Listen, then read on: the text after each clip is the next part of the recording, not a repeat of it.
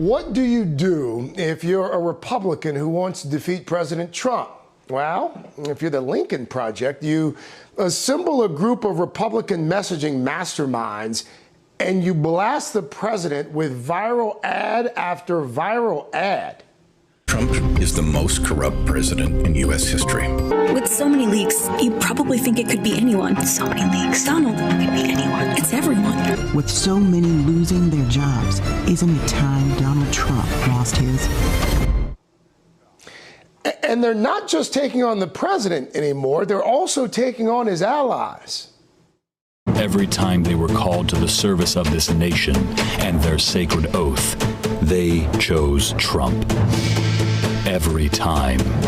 Learn their names. Remember their actions. Well, now, in a new op-ed, the Lincoln Project announced it is teaming up with the group Republican Voters Against Trump to take the fight to Ohio, a key battleground state in just about every election. I want to bring in John Weaver. John's the co-founder of the Lincoln Project. He also oversaw Senator John McCain's political operations from 1997 to 2007. John, you are the co-author of that piece. What is Operation Grant? How are you going to take on the president in the Buckeye State? Hi, Craig. It's good to be with you. Ohio has a lot of famous Americans from the state: Jesse Owens, Neil Armstrong, John Glenn. We chose to name it after General Grant because of his tenacity and doggedness in pursuing and defeating the Southern racist traitors who left our country and tried to divide it. And Abraham Lincoln, obviously, very proud to have General Grant's leadership in the waning days of the war, in the Civil War. What we're doing, we're teaming up, as you mentioned, with Republican Voters Against Trump. We're dividing the state in half. They're taking Cincinnati. We're dealing with Columbus and Cleveland and Akron and Canton. And we're doing two things. We're advertising on broadcasting, cable, and digitally. Between the two groups, we have almost 20,000 volunteers, so we'll have a ground game. And we believe that what happened in 2016 was an anomaly, that the size of Trump's victory there doesn't really reflect the trend lines that are happening in the state now, and that it is more in line with what's going on in Pennsylvania and Wisconsin and Michigan, the other Great Lakes states. So we intend to prosecute the war there. There's no path for the president if he doesn't win Ohio. I mean, they have some concocted theories about how they can win the Electoral College if they lose Michigan or if they lose Wisconsin, but there's no theory that exists if he loses Ohio. We intend to prosecute that campaign until the end there.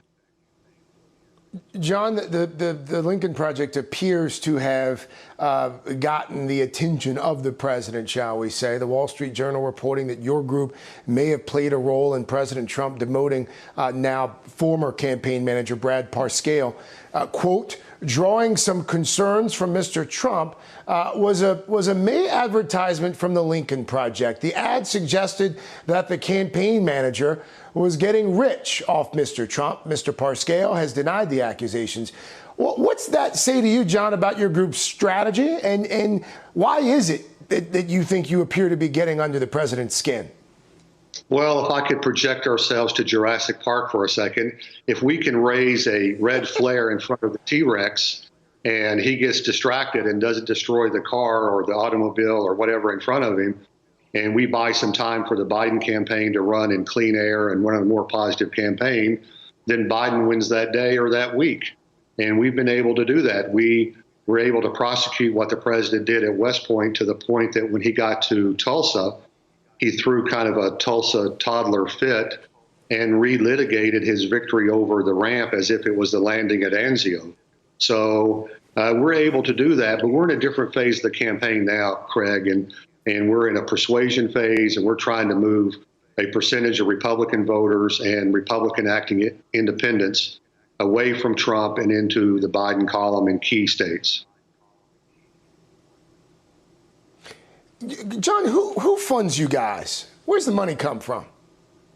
Well, it's all public. I mean, we raised almost $17 or $18 million last quarter. Our average donation is $45 or $50. I mean, we're proud of the grassroots support that we're generating. When we started this, Craig, we had budgeted that we'd raise $25,000 in the first few days of announcing this back in December, and we raised $400,000 just off of a Twitter message. There's a lot of anxiety out there in the country, and I think we're filling a space called truth, in that we're taking truth to power, and we're taking truth to the president, and we're directly dealing with him in the marketplace. Dan Pfeiffer, co-host of the wildly popular Pod Save America, he asks this question in a new piece. I'm sure you've seen it. The Lincoln Project, friend, foe, or fraud? There is this kind of strange alliance right now between anti-Trump Republicans and Democrats. What happens to that alliance if the president does lose in November? How long does this strange marriage last?